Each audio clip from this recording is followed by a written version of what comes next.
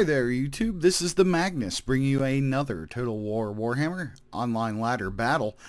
This time my opponent chose to play as the Beastmen and I brought the Warriors of Chaos. So for my build I went with alternating Forsaken, so I have 4 of those, 3 aspiring champions for the front line. Behind that I have 3 of the Warriors with halberds and 1 with great weapons. And then for the flying crew, a Chaos Lord, 1 Feral Manticore, and the Sorcerer of Fire on a Manticore. Now on the other side of the hill, we can take a look at my opponent's composition here. He's got Ungor Raiders deployed up front, so you can get a little sneak peek there, pretty smart. For his main line, it looks like he has 3 Ungor Spearmen Herd, mixed in with 2 Bestigor Herd. He also has a Bray Shaman of the Wild.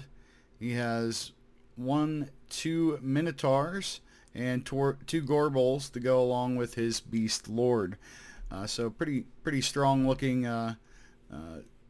composition there. So obviously both of us are going to push towards the hill. That's pretty much the only thing that ever happens to this map. Once in a while I've seen people go around, but usually you get a nice bum rush for the hill, especially with more melee oriented factions like these two. So I'm going to go ahead and try to get into his Ungor Raiders, but I see the Gorbals coming and I don't want to tango with them quite yet. So I back off.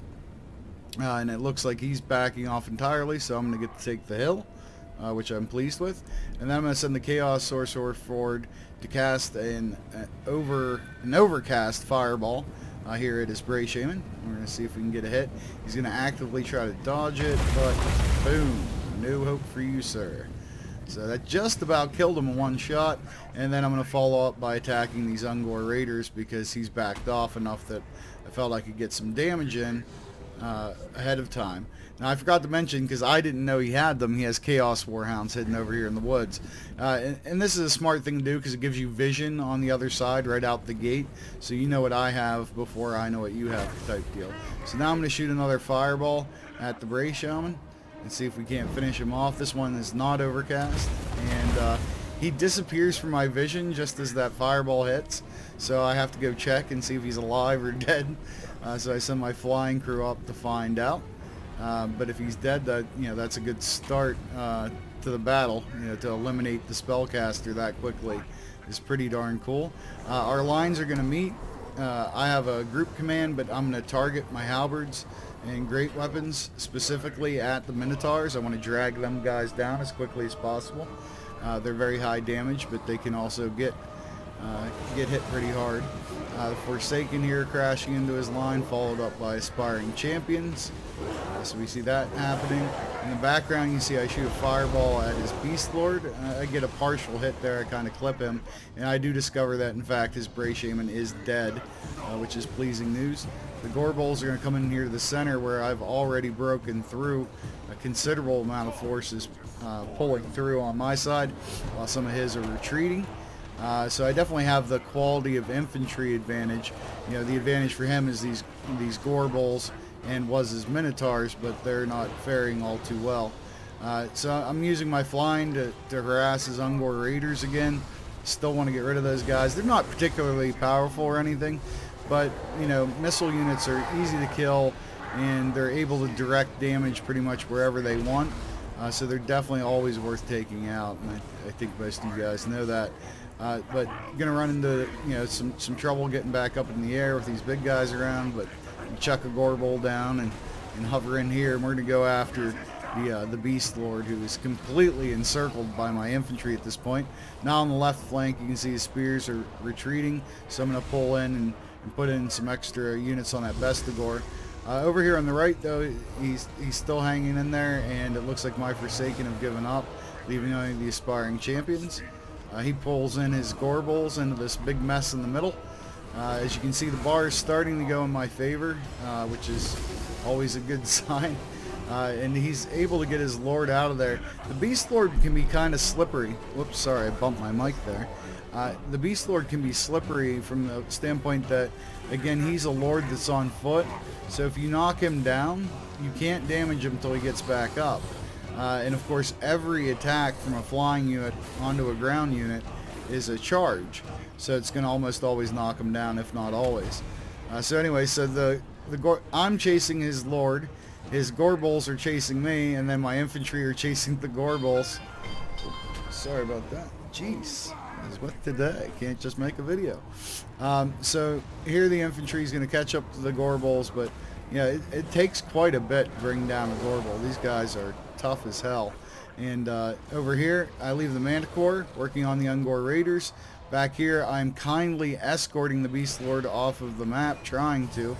And actually, I shouldn't even be attacking him. I should just be kind of hovering around his head, because he's this close to the edge, and he's much more likely to flee than to be killed by then, so I don't want to actually impede his ability to flee. So I have a whole nother group of infantry here. I've got infantry here and a big blob, and I'm going to kind of do a sandwich job here in a second once I'm assured that the Beast Lord is done for here, which he's going to be. So once he goes off the map, it's basically me versus 2 Gorbals, and I have more than enough, it would appear, on the field. Now, he did bring out his Chaos Warhounds. He's using them to chase routing units, so that's what they're good for. It's about the only thing they're good for. They're also decent, they're actually pretty good if you can get them into somebody's missile line, but as soon as anything besides a missile unit fights with them, they run pretty quickly. So as you can see, I made a nice sandwich out of his infantry. All of them are fleeing. They want nothing to do with this. Once their lord's gone, they break entirely, and then it's just the 2 Gorbals as I expected. Everything else is broken entirely. It's fleeing the field. These guys, he's popping his potions so that they won't break. Good timing on that, but it's only going to last them a few seconds, and then even the mighty Gorbals do not want to face this large of an army on their own, and we're going to end up with a close victory. So first of all, I want to say good game to my opponent. Vikingcat is a very good player, and I played very briefly in Ninja Hun's tournament last weekend, and I faced Vikingcat in the first round. And in that tournament, you were allowed to eliminate a faction. You were allowed to choose a faction that neither of you could play. And Viking must have been familiar with my work, because he chose Chaos. And he beat me 2-0, and I think he made it to like the quarterfinals. So he made it pretty far in the tournament. So it felt nice to get to play Chaos against him and get a little bit of a revenge.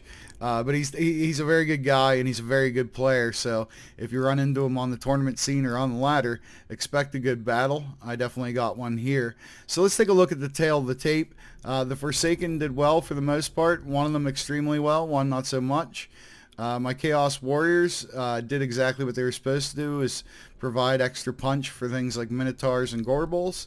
The Aspiring Champions did fine, and the Flying Contingent did pretty well. Anytime you can pick off targets that you want, like for example taking out that Bray Shaman and then working on his archers and things like that, and still keep them all alive, that's a good run.